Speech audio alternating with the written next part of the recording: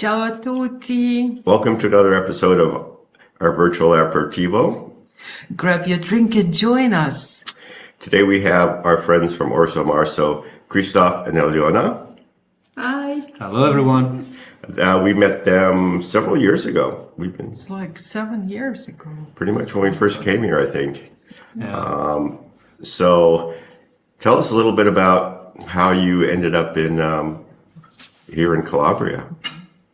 I guess it was a kind of a luck and also not. I mean, we choose to come here because of the mountains. We always travel in Europe and look out for mountains and forests and all. And this was an area we have never been before 2016. And we spent some time in Civita and Rotonda, which is not that far from here. Oh, That's how we got introduced to Calabria, actually, the Pollino National Park and its mountains. Right.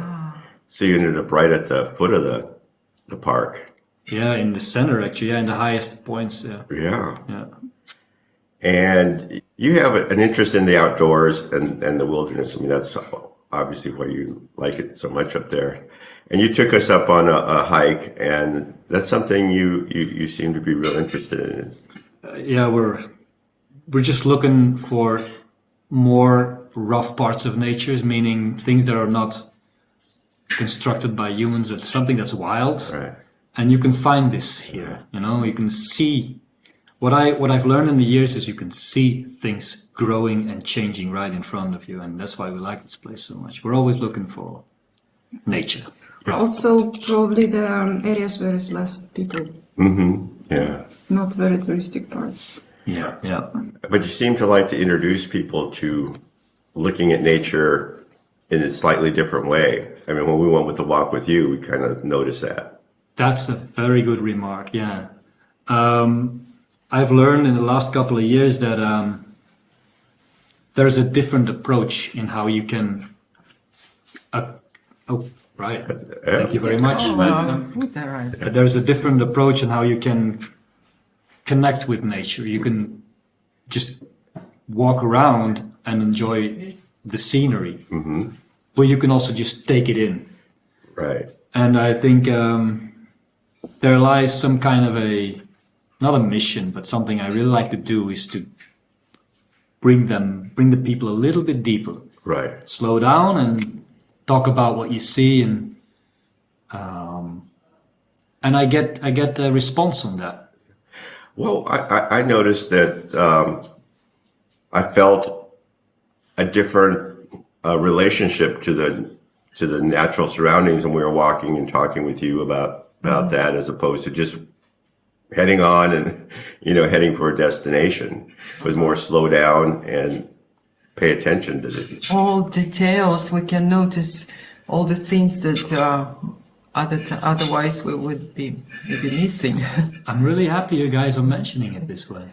I mean that's really nice to hear as a feedback. Yeah. Well, it came through pretty loud and clear when we, were with you, that we can enjoy our walk in a different way, and it opened our eyes.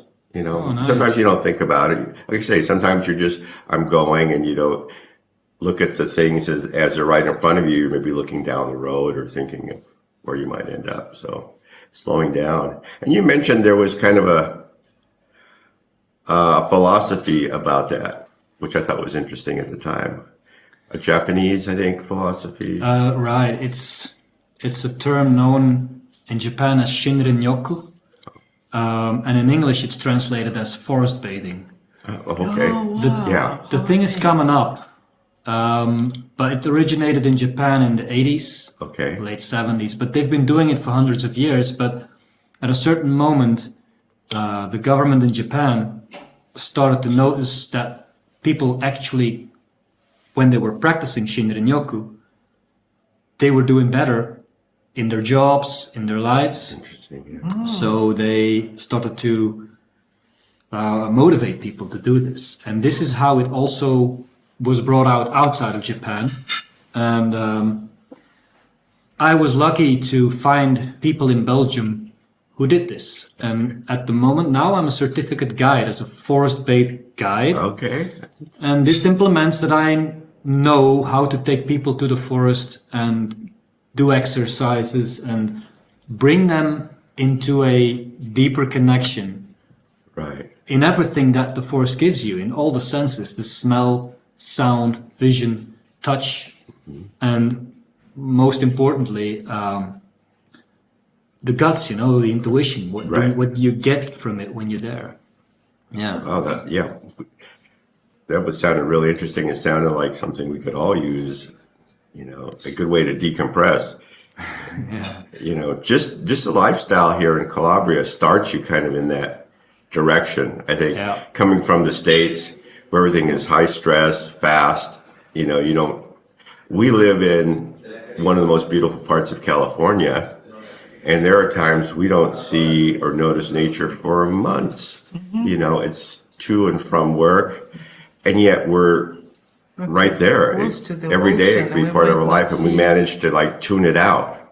Yeah. And learning to tune it back in is something that's... You take it for granted at a certain moment and you consider it as something not being there or something you have to step into, like we're going to nature, while in fact we're just a part of it. Right. And it's all around us. I think people who live in apartments or in houses and they like, yeah, we're living in the city and there's no green. Sometimes at your apartment or terrace you can just see ants walking. Mm-hmm. That's just it. Yeah. That's just nature kicking in. Yeah, exactly. And they want to move the ants out because they don't want them in the house. Sure. But if you let things go, plants come, animals come. True. Yeah, it's all there. Yeah.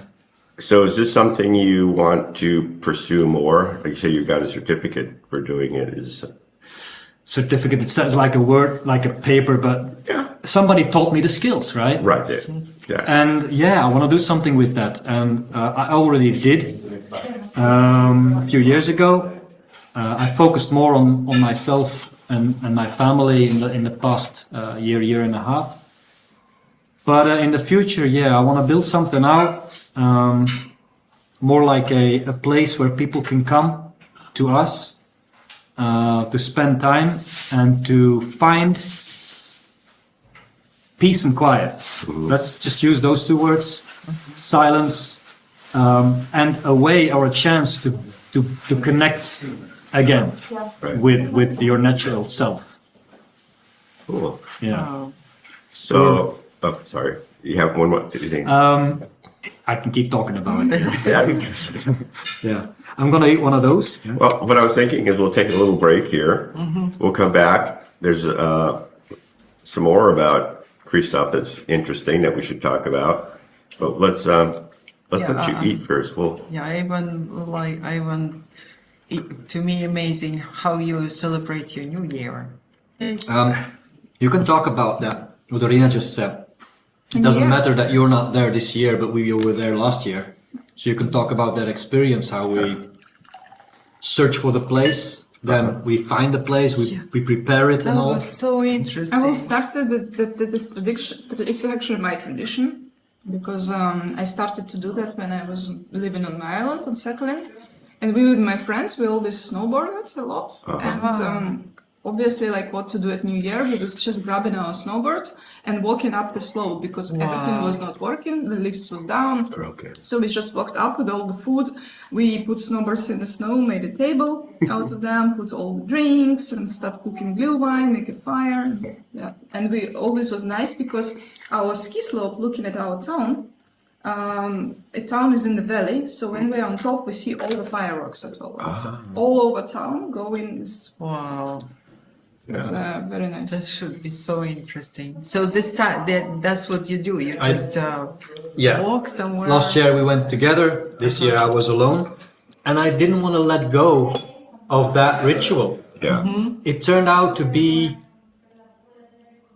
Yeah, I know that when New Year for many people, and I understand where that comes from, but to be together with friends, share some champagne and a good dinner. And you kiss each other and wish each other a happy New Year. It's a wonderful thing. But I transformed it into a ritual where we just sit down, it's quiet, and you don't even, I didn't watch the clock. And you think about the past year. And you start being grateful for the things you got. And then once you see the fireworks go and you know it's New Year. Right. Right? You don't have to look at the clock. And then the thoughts change. You no longer think about what's been. You just think about what's going to come. Yes. And you start making silent wishes for yourself. Like, I hope I will do that good. And I hope I will still make the right decisions there. But the idea came from her. But yeah, it became a kind. I think I will do this every year. We did this in Romania, remember? We did it in Romania. We did this already 4 or 5 times. Yeah. Great. Yes. I'm sorry, I'm such a talker, but it's just interesting topics you guys pull out of me. It's the heart who's talking. It's interesting about everything. Just life is interesting. So when we want to share, it's always interesting for somebody. And we try to think about the people we know who have interesting stories, or we think their outlook on life maybe is a little different. It's nice. It's something we were talking yesterday about. We don't do that much with in the States. Everybody's so busy. I grew up talking. I was in a big family. I had friends, and it was a lot of discussion and debate. And then as you go on, everybody gets into their life, their families, and that's not important anymore. Just sitting and talking, and you find out about people. You find out things you never thought about. New ideas, or even just ideas to argue about. But it's all good, Yeah, I understand what you're saying. I think if you're a foreigner, it happens more often when you meet other foreigners, because you're here somewhere with a parallel thought, like to discover, like to slow down, relax, enjoy life. Right. So you got things in common. You guys got things in common with us, and you look this. I think you just magnetically come in touch like this. I think so. I mean, we meet some people who is like, they're nice, but I don't see there is no spending click. a lot of time. It's also possible. It's also possible, but not generally. But it is interesting that here we probably sat and talked with people more than we have in 30 years in California. Yes, that's true. Yeah, it's the same counts for us. If you're in Belgium, like you said, everybody's with their work, and when work's not there, there's the family or the kids to take care of, or you've got parents that are sick or old, and conversations go about those topics. And if you're really honest, I'm speaking now for myself, I'm not always interested in what the people are doing as a job, right? Or how. No, I'm more interested in how that person feels when he's doing his job. Exactly. Like, tell me if you really like it, and what do you like about it? That's what I want to talk about. But that doesn't happen that easy. It's more like, and we did this at work and we made a new machine, or okay, but and that's where I'm going into talk. I like to tell me how you feel about it. Yeah. Tell me what it does to you. You're really happy with that? But then you reach parts of a life that some people say, hey, this is too close for me to talk about with you. Yeah. But we don't know you that well, but still we can talk about that. Yeah. So, and that happened with many people that we met here. Not all of them, but it's nice to go a little bit deeper in some discussions or talks. So. Yeah. So see, we live here in the bigger city. That Orso Marso is really like a old Italy. How do you feel living there? Isn't it too small for you? Isn't it do you have how It's even too big sometimes. It's not too small at all. We no. yesterday was walking from literally from the square to the bar, which is 100 meters. In this 100 meters, we had to walk 15 minutes because everybody was stopping and asking, "How are you? What's going on? Are you okay?" You said, "Have a good evening." And then the next person, and there is all how old nice. people hanging outside. Yeah. And if it's not raining hard, so they all talk to him because I don't understand much. So I just saying hi to everyone. And yeah, so it is, everybody wants to know when we're leaving or before they're just asking how we're doing. And it takes time to walk through the village. It's not. It doesn't feel small, but we're there now. I mean, we bought the house 7 years ago, and we became a part of the communion. Let's say I can say it like that. And like everywhere, there is people that you click with, and there is somewhere it stays more on the surface. And I'm in a place now where I feel at home. We feel at home, certainly. There is no friction. There is no difficulties. You start even to recognize weather patterns, and nothing feels like strange. There is still a difference in culture. There is still a difference in language, and some people you can't talk to because they don't speak good English and my Italian is not good enough. But you find ways. Like with videos. I make videos, the people from Orso Marso see this, and they're like, hey, there's that guy that made this video on this or that thing. So there's always ways to interconnect. Yeah. I kind of like the style of the small village. I always like that. So when people know each other, then you come to the same shop every day and they recognize you and they know what you like, they know what you eat, they know what you usually buy. It's much nicer than you go to supermarket with a bunch of people who you never seen in your life and they don't care.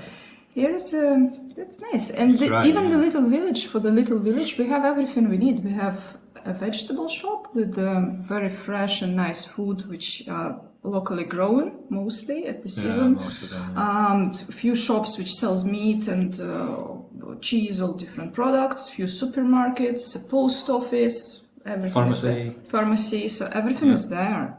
Yeah. It's enough for us to go to Skalea once a week or twice a week for maybe a little bit bigger shopping, and that's it. That's the right thing what you said. If you go out of the door, you just know the people that you encounter on the street. Sure. While in Belgium, I come from a town which is pretty small, but you can go out and not meet anyone you know. Yeah. Yeah. Yeah. The lake is very, very old. Very Is old. this mine? Yes, very old. Okay. Oh, Be careful. that's a Oh, mine is beautiful. Welcome. Wow. thank you. Welcome. Oh, Vince, we got the same. Great. Yes. Oh, you got the same. Yeah. And then bring the vegetable. One sec. Okay. Thank you. Grazie. Grazie. That's melanzane. It might be the Melanzane. latest hot. Not that hot. Okay. Oh, also, what is that thing? Okay. If you want to share, guys, it's grilled vegetables. It's a lot, so. Verdura grigliata, sì.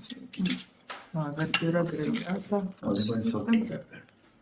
Oh, great. That one something.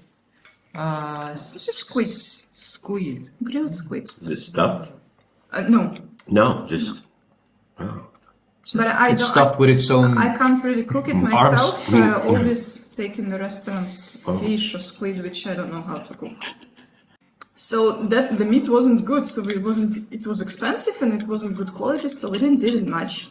But we had free fish because you could just go and catch salmon in the rivers.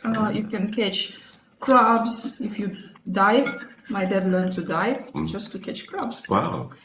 You can catch squid, you can catch clams, all kind of clams, mussels, scallops, or scallops is good, shrimps. So it was a lot of free food. And where were you? Where'd you live then? Where did you live? Sakhalin Island. It's just next island to Japan, to Hokkaido. North of Japan. North of Japan. Okay. I mean, it's really filling up. It's good. Melanzane. I love one of my favorites. Yeah. They do it really good here too. I didn't know it was an appetite. So it's an antipasti. It's I can't imagine sharing it with anybody. And here it's like people can't imagine eating bad food. You know, because they're brought up, and even young people now still know what good food tastes like. There is here still people who grow in a biological and organical way who have no idea what the label biological or organical means. Exactly. Because there's nothing else. Exactly. You put this in the ground, it grows, and you eat it. And I don't have to use pesticides, or I don't have to use special watering techniques. That's amazing. I mean,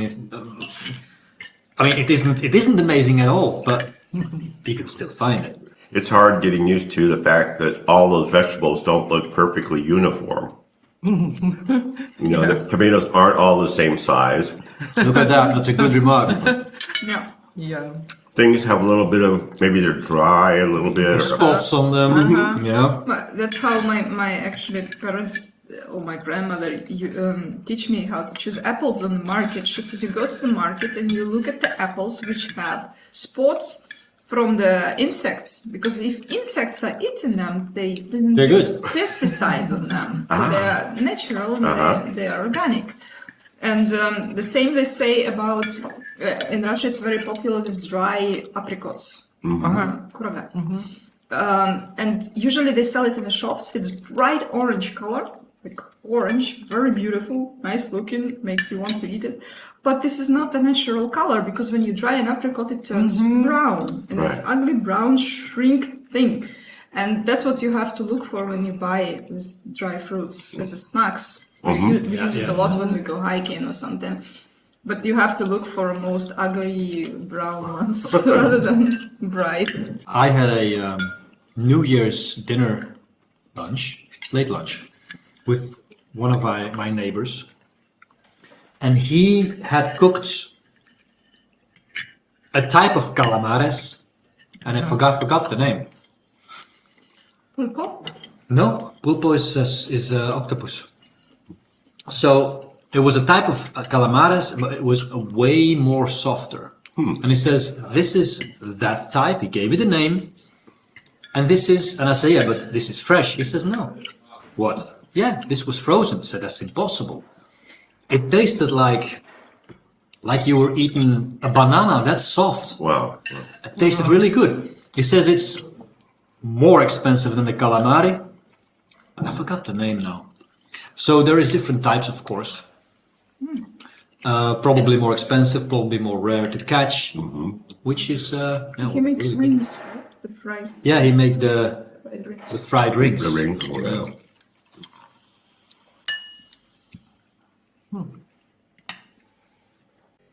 You know, we didn't come for a full year. And I've become used to coming here 2-3 times a year, you know, so I have shorter times between the times we come here. And as the year progressed, I was busy. I had a lot of things, you know, going on. But I also noticed I was getting to the edge of my everything. Like, I was like on the edge of my sanity was going the further that we went into the year. And I mean, I was busy. Everything was going good. But I also was like, I can't do this anymore. And, you know, we just got to a point where I said, I got to go. You know, I've been putting it off. I'm trying to, you know, work around other people's schedules and to do things. I said, I'm sorry, we're just going. You know, we just stopped. I said, today we buy the tickets. We're going. And, you know, Always last minute. but it All of a sudden, boom. it was so good. As soon as we made the decision and got on the plane, you know, all the stress starts going away. And being here, it's like, oh, I feel normal again. Right. And I had to quit feeling, I felt like everything that was going on in all this hustle and bustle was too much for me. Part of it is I've gotten used to that. I know I can get away from it by coming here. You know, before, maybe for years and years, I never thought about it. You get a little vacation, but you never really get away. And coming here has taught me that, yeah, this is where I can decompress and my body needs it. And it's learned, it's like it becomes addicted to the relaxing, to where you You called it normal just 3 minutes ago. But seriously, people believe that what you do when you're at home and you work and you make projects go on and you're busy with people and you're going through your days, that's the normal life. And that's the one you should be chasing. While now what you just said is exactly true. To relax, to enjoy the nature, to calm down, to taste good food, to talk to friends and people about what you're experiencing. yeah. That brings your body and your mind to a state that you say, hey, this is what I'm craving, right? And then you say, this is normal, not that. Exactly. We forget. I think you might do it better in Europe. And Americans don't know how to take vacations. People are afraid to leave their work because they're afraid that if they leave, their job's going to disappear. And even I've had points in my life where clients make you feel like you leave, I'm leaving you, that's the end of your career. And I had to learn to, say, I'm just going.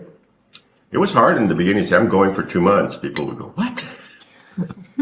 And now they've accepted it. They see that it's actually been good for my life. And now a lot of people are starting to envy that. I wish I could go. And they can. You could. You can. You just drop everything Just and go. There has also been studies in certain countries of Europe, I don't remember which ones, like Finland or Norway, where they experiment and give the workers like 4 hours working day and 3 days a week or something. And they noticed that those workers actually was more productive and did more job done than the ones who work 8 hours every day, 5 days a week. Because they're more relaxed, they're more when they work, they're really more focused on work than anything else, and they do maximum what they can, and they are not tired, they're not stressed, they just they are more happy. Yeah, that's true. But it's if you're not in that system, Germany is the center of hardworking people in Europe. Okay. We as Belgians, we're coming pretty much next, I think. Okay. How I experienced it, I've worked for companies who really work hard, people who really work hard. But then we have a project in Sweden where at 2 o'clock, people are like, let's close it, it's weekend. Friday, 2 o'clock. Okay. So, and that's just normal. Some people even at lunchtime. And then we're thinking, how can you do that? You can still be productive for half a day. Yeah. But like Alyona said, in the end, those people who work less are more productive during the hours that they're actually working than the ones that do like 40, 50, 60 hour weeks. Right. Because then you're trying to spread out your energy and to just get through all that. And so, there's a lot of wasted time, and you don't have that time for yourself. It's like wasted because it's not for work and it's not for yourself. Exactly. It's true. And It's Really the same for me. I'm very productive in the morning. When I was working in the office, I prefer to come early, then focus and do most of the hard tasks in the first part of the day. And then after lunch, my brain just doesn't work anymore. So if they try to plan some trainings after lunch, we always was saying them, not the only one, the team was saying, let's not do it at 3 or 4 o'clock in the evening, let's do the training in the morning, because it's just people can't absorb anymore any new information. They just sitting there waiting till 4 o'clock to go home, not really doing anything. So, We're used to just eat at what, 5:30 in the evening, have dinner, and then you do the dishes or whatever, and then around 6:37, there's your evening. yeah. So that's a different schedule, and I think my digestion is set on it for the rest of my life. I can't, if I eat after 7, it just screws me for the rest of the night. I don't sleep well. Interesting. I feel more cranky the day after. Yeah. Yeah. So I try to eat before that, but the restaurants don't open. So you want to go out to eat, that's like, hey, can I make a reservation there at 7? Yeah, 7:30 or 8 or 8:30. Right. Yeah. So that's something here we have yeah, that's a Well, something dinner, in there. dinner also not a short thing. That's not a short If it starts at 7, it doesn't mean that it will finish at 8. True. If you have the starters and the prima piatti, seconde piatti, Sure. desserts, coffee, limoncello, yeah, it's easily 10, 10:30 when you finish. And you go home feeling very satisfied, but I feel sick afterwards. Yeah, I kind of like the idea of eating more early in the day, like they have larger lunches, Yeah. and then taking a rest in the later afternoon. And then I can come back. I can eat late, stay up later. So Because I've we had an stay easier up time. late. Yeah. So for adjusting. you, this isn't a thing actually. You can. They stay You can up do this. later. If you Yeah. if you go to sleep at 12 or at 1, then you can eat at 7. That's no problem. You just. But if we eat at 7 and go to sleep at 10, that's a problem. I have a biorhythm where I actually go to bed between 9:30 and 10. Right. I wake up around 6:30. Which I can't even So imagine. everything's a little bit shifted. And yeah, my whole life has been. Even when I was a kid, I couldn't sleep at night. You know, I had to stay up late and sleep a little bit, like later, which didn't work too well with school. Yeah. But later on in life, that's why I probably ended up in the music business, and you get to sleep all day, work at night. It didn't have a good effect on me being young and going out late at night. I just did it and I could. You're strong, you know. Yeah. But the older I get, the more I realize that if we live according to the rhythm of nature, things work better physically. I've learned to drink coffee in Italy. I drink before I was. When did we come? 2016. So I was 38. Yeah, before my 37, 38, I never drank coffee. Really? Ever. Wow. And I come here, and then you get this offer so much that at a certain moment you don't say, no, I don't drink coffee, because they would not understand. You can't do some business without having a coffee with somebody. So that's how it happens. And step by step, I became a person who loves coffee and who starts to understand more about it. We got a semi-automatic machine at home. And learn how to do the proper grinding, proper extraction, temperatures. Yeah, we go into detail to get the most of the taste out of the beans. Right.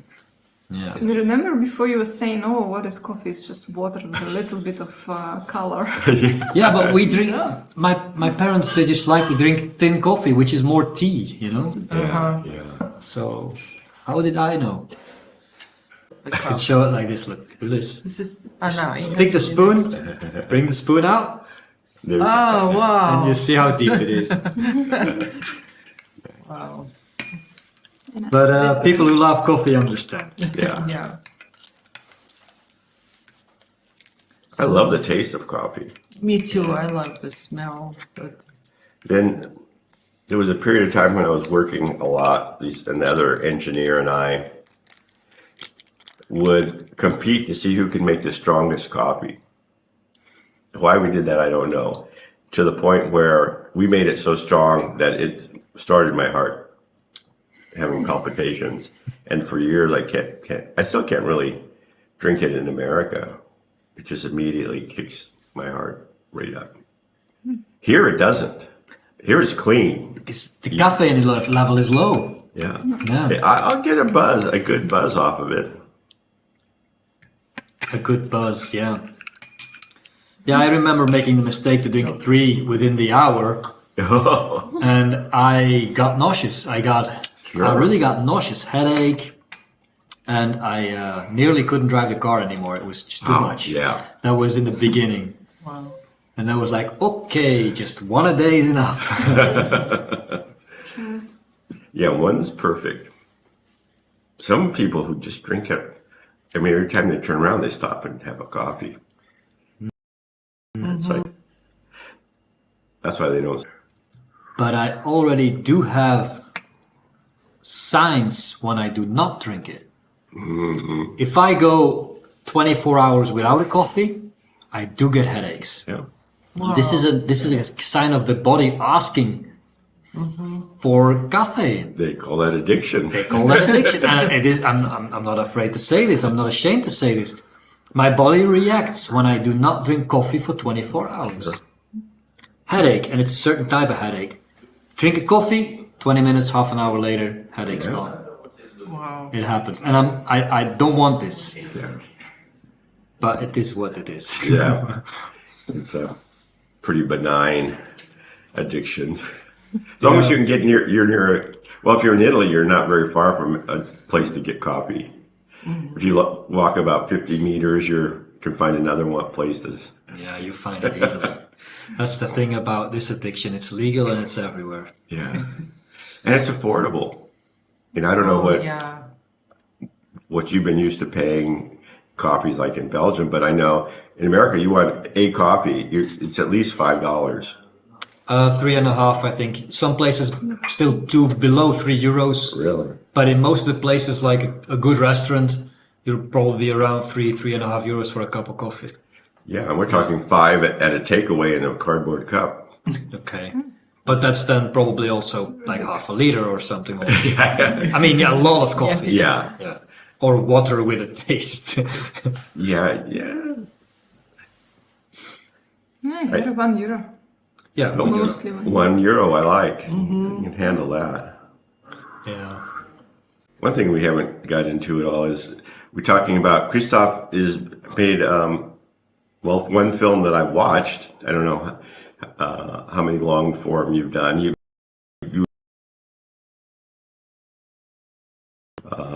You're the movie that I watched, which I've been Maria. recommending. You know, Maria.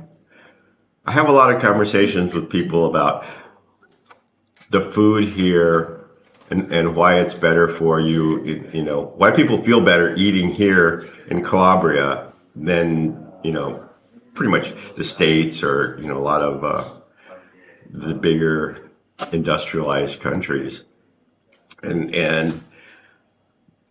are there health benefits and why are there health benefits? And, you know, we've had a lot of discussion about that. And while your film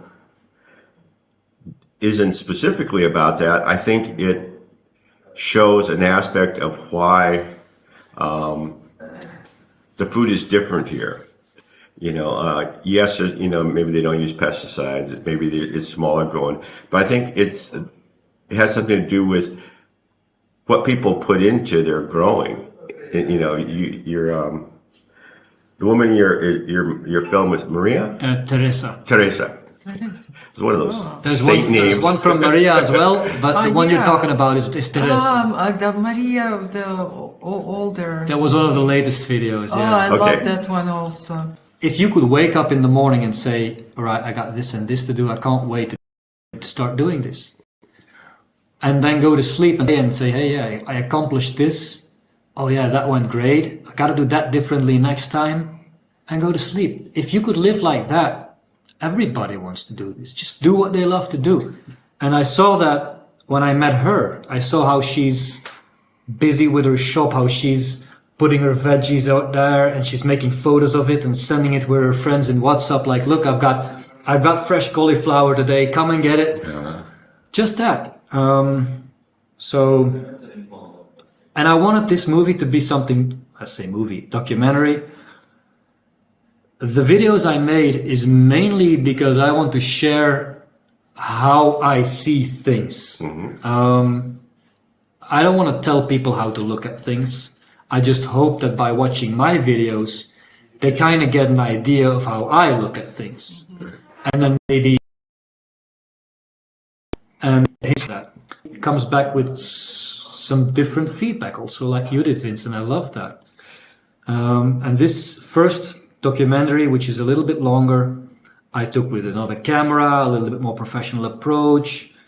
I discussed this with a friend, with a writer in Orso Marso, like how we gonna do the interview. Like, can you help me with this, with the questions? Because I mean, I got them in my language, but I need this to be translated in Italian properly, So it was a kind of a project which I really liked to do, and it turned out a pleasure for everyone, Yeah. especially for Teresa.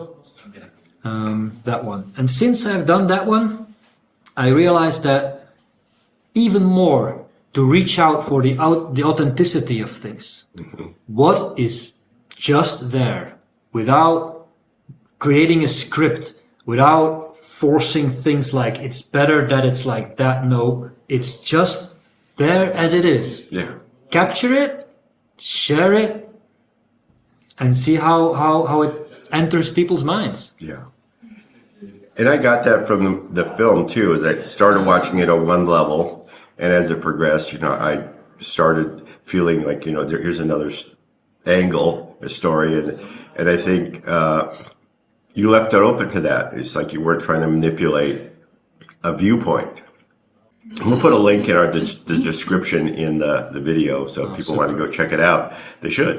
Super, thank you. Actually, there's like that which Orso Marso is full of, which people don't notice. And then you look deeper into the people's lives and stories. There is a guy there, Pio.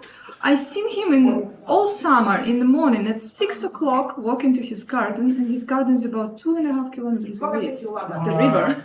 He walks there on foot, and the guy is over 60. Yeah, he's over 80 years old. 80 even. He works there every day, works in the garden, and comes back around lunchtime. Every day. This is an amazing story. Like this video about Maria. This is, I think, the last woman in Orso Marso who holds all her stuff on her head. With these buckets full of veggies without hands on all the stairs in the village. It's amazing.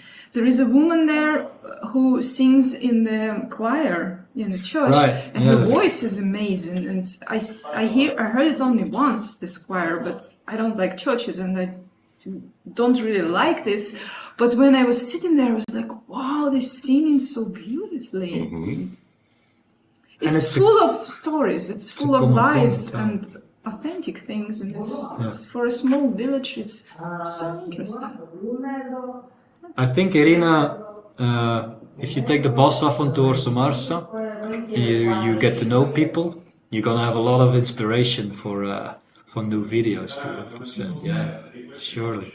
I have to point out, so nice how you put this in words, but it is disappearing, and so it did in everywhere in the world.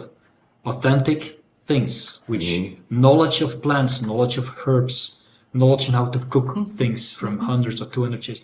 It is disappearing as people who are younger show less and less interest in that lifestyle. And the knowledge, same like dialects, they vanish in time. That's kind of become one of the themes of the videos we do, is with all the people coming from outside this area, discovering it and moving here, is that you really have to change your thinking, as opposed to about my expectations, as opposed to opening yourself up to the possibilities that it present themselves here to live. You know, and I always go back to Americans, because Americans are really always wanting to put American culture on top of everything and make everything fit. And I think to successfully live here, you have to get rid of all that and open yourself up to the lifestyle and the way people live here. And they've lived here for hundreds of years. And it'll change your life, and I think for the better. And so we kind of push that idea of you've got to let go and become part of the community, and not try to destroy it, because in so many American saying they want you to speak English, they want you to have your hours that they can deal with, you know, and they want everything to fit. And sometimes the local community might say, okay, you know, we want this money. We'll start changing our culture to fit what the outside world is demanding. And I think the reason we come here is because of what's here. Right. and that you have to respect it and you have to learn to live within it. And that's what I try to get across to people is when you come here, don't come with expectations. You know, don't look at it and say, this isn't like America. This Don't isn't try like-" to change it. Yeah, and we don't need a McDonald's. No. Taste the food. You might be surprised what it's like. And so True, and if there is some things which you completely cannot live with, like us eating late, you just adapt yourself. You just eat home. Yeah, we eat at home. That's it. If you want to go out at lunch, get a great food, and then in the evening at home, and then everybody's happy. yeah, And you don't demand restaurants to open at 5 in the morning, in the evening. No. and they have things a certain way, and yeah, I think Though we met you at dinner time. A few times. Yeah. The first time, yeah. and it was, we it's luckily that we were it was kind of early I dinner. think it was lunch. Because we met you at lunch. Less than we, Vanilla. we met, and we met again later. I know. Like we said, let's have dinner together. Yeah. Yeah. It was words, and then we proceed with dinner Yeah. and talked. That's right. It's just Italy does something like that to you. Like you feel like connected. You feel I don't think relaxed. You feel something. I ever had an experience in America where we just went somewhere and met some people and then suddenly became friends. Yeah. The thought of that just doesn't- doesn't compute, really. That's one of the great things here. Yeah. Wasn't it amazing? It's all little coincidences. We end up in Polina National Park, just passing the village of Orso Marso. Then by chance, Hugh saw the sign for sale on the house. Ah, And that's how it by happened. chance, there was a woman who speaks English who could help Yeah, you but, to yeah. translate and find the owners. Then we bought the house. Then by chance, we met you guys. It's It's a little series of things that happen in a row. coincidences. So if we would be in a different place, different time, that they might never met you. Exactly. I We would agree. never buy a house if we wouldn't stop in Orso Marso for the waterfall. I see it as this place being the right soil to plant your seeds. I mean, I think you as a person, you've got things to bring to other people, experiences, ways you look at things, ways you think about. And these are little seeds, and I believe this soil is just right to make those things grow. I think so. Yeah. And in some places, it just doesn't work out with these seeds. It's just Like we were attuned to this place. Something about this place immediately worked. We tried a lot of other places to test to see if we'd be interested in living Okay. there. Spain, Portugal, I thought France, in the north. We went to different towns and investigated, and nothing ever grabbed us. I mean, there were interesting places that we might want to live. And coming here, like I said, it wasn't planned. We didn't know anything about the area, but it was being here. One of the things when we decided, the realtor said, "Oh, we're going to hotel downtown. We'll come and get you and drive you around." And I said, "No, we're going to rent an apartment somewhere." We figured an area where we might be interested in, as far away from the center as we wanted to be, and we'll try living here. It was so important. It changed everything because instead of being in a hotel where you feel like a tourist, we were just living in a neighborhood. We, found the stores, we found things near us. We wandered, instead of being taken to lunch by the realtors every day, we found this place. Totally because they were the only place that would feed us at that time. At that time, we had the same thing. Oh, that place is still open now. It's gonna be open. because we were going to everywhere. Food? No. And so that opened our eyes like, oh, there's something here that's interesting. We met a few other people that same trip, and it kind of, okay, we could live here. And, not just because it's inexpensive, not the reasons we came, it was we really like the place. There's something special about the people that resonate And I think that would resonate, with you. Right. And you could probably people do it in different places, just like even just where you live in this area. You live in the hills. We like to see it here down at the sea level. My sister likes her place up in the hills, not quite out of town, but, more in the hills. And they can't imagine why we would live where we live, and maybe don't imagine why they live where they live. Yeah. But it works for them, it works for us. And I think you can find something here, if you're really looking, if it resonates with you. If it resonates. But I think, sometimes you believe there is some kind of force of nature that you connect to, like using the word resonance. And I think it's something. It's in the air, whether it's a vibration or something that when it hits you, it hits you. Well, I want to have us join us all together for this episode. I'm looking forward to look at it, to see it. Yeah, we've enjoyed talking with you.